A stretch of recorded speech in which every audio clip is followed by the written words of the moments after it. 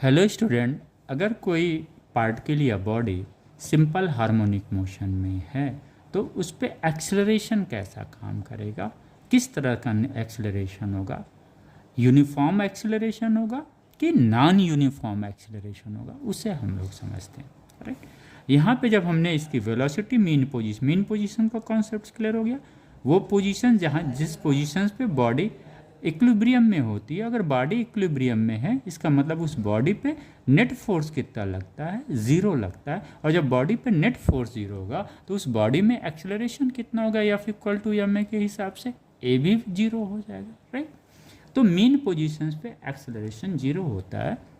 और जब हम सिंपल हार्मोनिक मोशंस का डिस्प्लेसमेंट के रिस्पेक्ट में एक्सेलरेशन निकालते हैं, और ये एक्सेलरेशन कैसा है, चूँकि ये मोशन कैसा हो रहा है बच्चों, ये स्ट्रेट लाइन मोशन हो रहा है, तो ये एक्सेलरेशन भी क्या होगा, लीनियर एक्सेलरेशन होगा। राइट, क्या होगा, लीनियर एक्सेलरेशन। लेकिन ये एक्सेलरेशन किस पे डिपेंड कर रहा है बच्चों, ये डिस्प्लेसमेंट वाई पे डिपेंड कर रहा है, दिस वन। राइट, वाई ये किस पे डिपेंड कर रहा है, डिस्प्लेसमेंट पे डिपेंड कर रहा है। कहाँ से, मीन पोजीशन से। हमेशा जब भी आप डिस्प्लेसमेंट लेंगे, जो इसका डिस्टेंस मेजर करेंगे आप, वो मीन पोजीशन से ही करेंगे।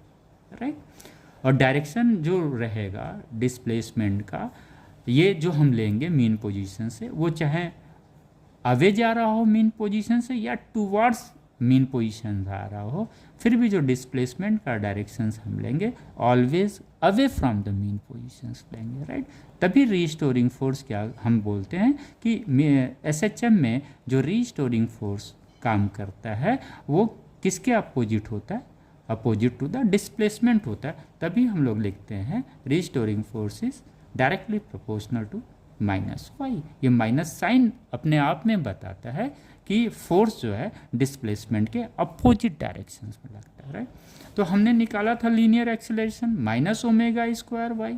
अगर वाई इक्वल टू जीरो है मीन पोजीशंस पे अगर बॉडी है, तो यहाँ पे लीनियर एक्सेलरेशन पार्टिकल का क्या हो जाएगा, जीरो हो जाएगा।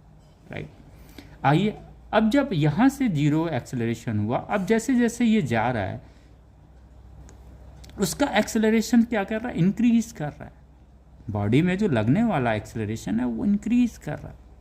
अगर ये डिस्प्लेसमेंट ए पे पहुंचता है, अपने मैक्सिमम डिस्प्लेसमेंट में पहुंचता है ये पार्टिकल, जिसे हम एम्पलीट्यूड कहते हैं, तो यहाँ पे एक्सेलरेशन क्या होगा, मैक्सिमम होगा। बस एक चीज़ आपको ध्यान देना है, ये एक्सेलरेशंस का direction always towards the mean positions होता है। Thank you student.